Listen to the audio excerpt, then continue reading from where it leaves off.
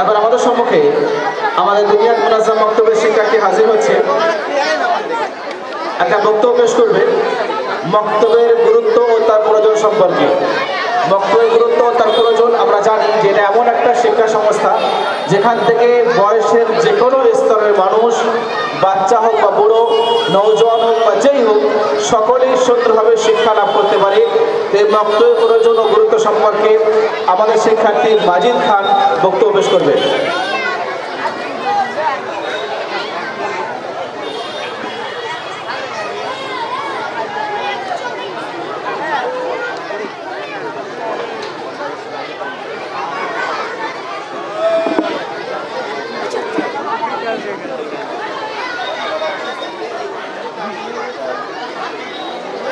السلام عليكم ورحمة الله وبركاته.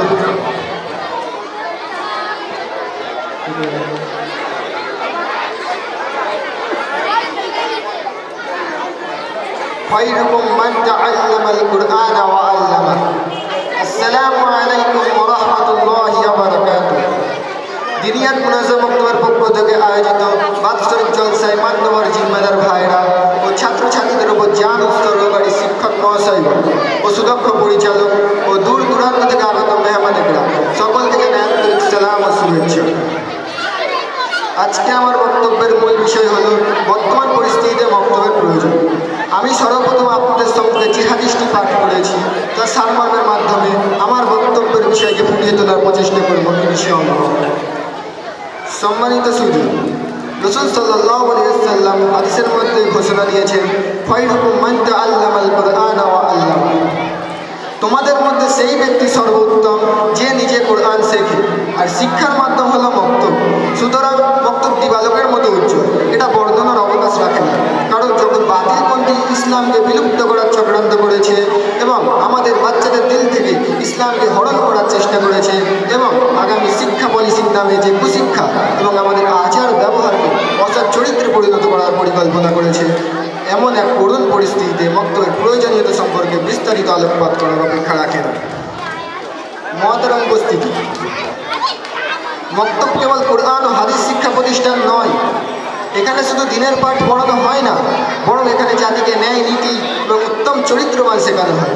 বক্তব্য সত্যের পথে চলার শিক্ষা দেয়, ইনসাফ ও আদর্শের শিক্ষা দেয়, মিথ্যা ও ধোঁকা থেকে দূরে থাকার শিক্ষা দেয়, অপচয় অসামাজিক কর্ম থেকে বিরত থাকার শিক্ষা দেয়, সমাজ ও জাতিকে খিদমত করার শিক্ষা দেয়, দেশ ও দেশবাসীর কল্যাণ করার শিক্ষা দেয়। মোট কথা, উত্তম চরিত্র ও সৎ আদর্শের উচ্চ শিখরে পৌঁছে দেয়। সম্মানীয় শ্রোতামণ্ডলী, বর্তমান সময়ে আমাদের সমাজের সবথেকে বড় দুর্বলতা হলো আমরা আমাদের বাচ্চাদের দিন শিক্ষা দিতে চাই না, বরং তাদের উত্তম আদর্শ শেখানোর ইচ্ছে রাখি। কিন্তু যেখান থেকে তারা উত্তম আদর্শ পাবে সেখানে তাদের পাঠায় না। মক্তব মানে আমরা জানি কেবল কোরআন শেখার জায়গা, সেখানে শুধু কায়দা আর মাত্র কয়েকটা দোয়া কালিমা শিখবে, এটা না শিখলেও চলবে। বরং এই বক্তব্যের মাধ্যমে আমাদের প্রজন্ম ফরজে আইনের দিন শিখতে পারবে, যা সম্পর্কে রাসূল সাল্লাল্লাহু আলাইহি ওয়াসাল্লাম বলেন, তলাবুল ইলমি ফারিজাতুন আলা কুল্লি মুসলিমিন। প্রাথমিক দিন শিক্ষা করা প্রত্যেক মুসলমানদের জন্য অপরিহার্য।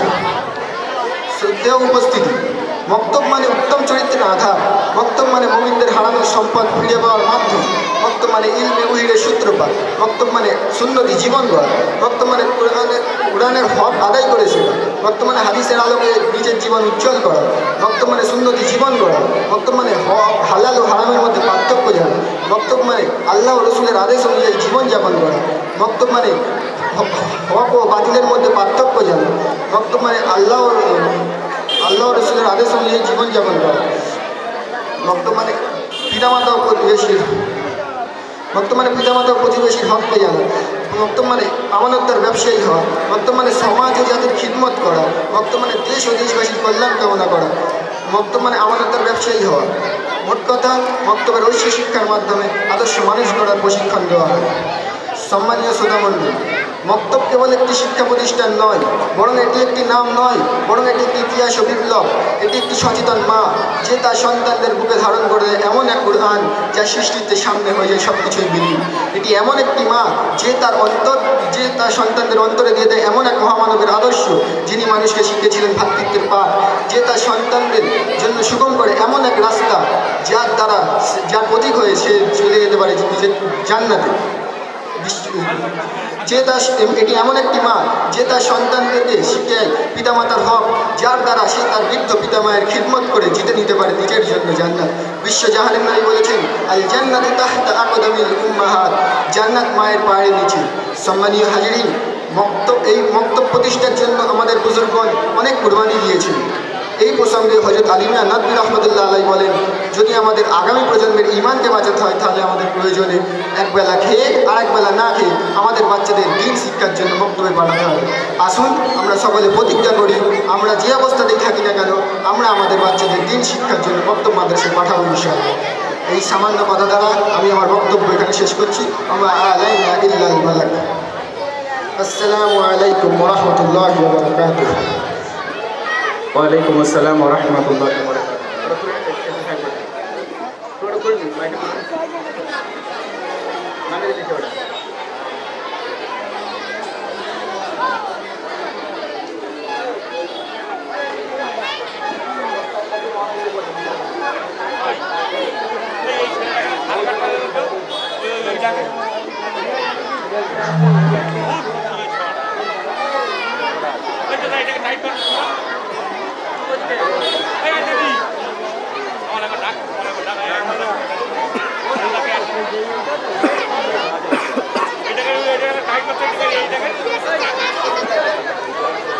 এখন আমাদের সম্মুখে আমাদের দিনিয়াত মুনাজ্জাম মাকতাবের শিক্ষার্থীরা যারা হাজির হয়েছে, এর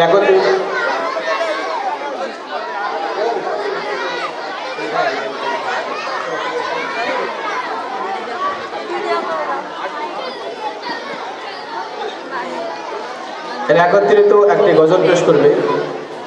আল্লাহর রাস্তায় বের হওয়ার ফজিলত এবং আল্লাহর জন্য দিনের কাজ করার ফজিলতের উপরে এরা সকল একত্রিত একটি গজল পেশ করবে।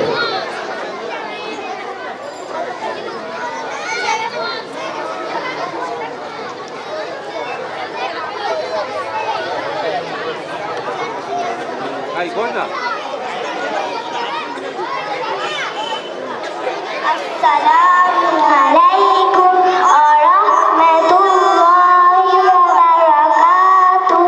চল চল চল চল চল চল চল दीन की तबलीग में चलने का मजा दे, अल्लाह के रास्ते में निकलने का मजा दे। चल दीन की तबलीग में चलने का मजा दे, अल्लाह के रास्ते में निकलने का मजा दे। चल दीन की तबलीग में चलने का मजा दे, अल्लाह के रास्ते में निकलने का मजा दे। हर घर पे नबी लेके गए नूर हिदायत, ताइफ में गए लेके अपनी दीन की दात। उम्मत का दर्द दर्द में और दिल की कैफियत, उम्मत मेरी उम्मत मेरी उम्मत मेरी उम्मत, उम्मत की सी फिक्र में चलने का मजा दे, अल्लाह के रास्ते में निकलने का मजा दे। चल चल चल चल चल चल चल दीन की तबलीग में चलने का मजा दे, अल्लाह के रास्ते में निकलने का मजा दे। चल दीन की तबलीग में चलने का मजा दे, अल्लाह के रास्ते में निकलने का मजा दे। एक हुक्म पे असहाब मक्का छोड़ के निकले, बागात जाते